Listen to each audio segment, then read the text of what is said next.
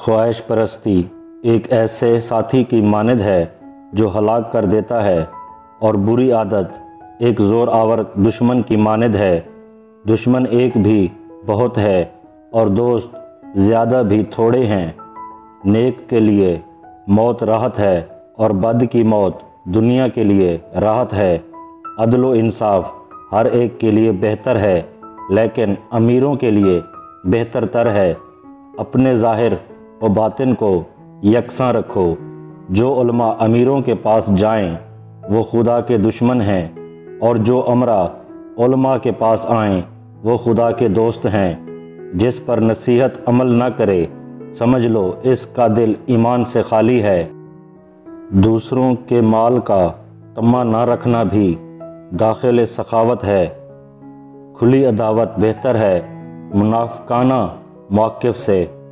شکایت کو ترک کرنا صبر ہے۔ مصیبت و ابتلا ہلاکت کے لیے نہیں بلکہ امتحان کے لیے آتی ہے۔ خوشامدی تکبر کا تخم ہے۔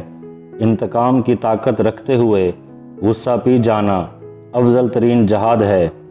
توبہ کرنا آسان ہے لیکن گناہ چھوڑنا مشکل ہے۔ 5 اشخاص کی صحبت سے ہمیشہ بچو۔ نمبر 1 جھوٹا جو تمہیں ہمیشہ دھوکے میں رکھے گا۔ نمبر 2 احمق جو اگرچہ تمہیں فائدہ پہنچانا چاہے گا مگر اپنی حماقت سے نقصان کر دے گا۔ نمبر 3 کنجوس جو اپنے معمولی فائدے کے لیے تمہارا بڑا نقصان کر دے گا۔ نمبر 4 بزدل جو مشکل وقت میں تمہیں چھوڑ جائے گا۔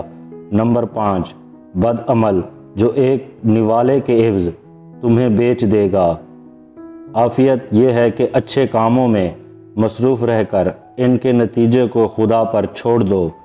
بلا یہ ہے کہ حق کا لحاظ نہ رکھ کر اپنے کاروبار کو صرف نفس کی خواہش پر کرو۔ عافیت بحشت اور بلا دوزخ ہے۔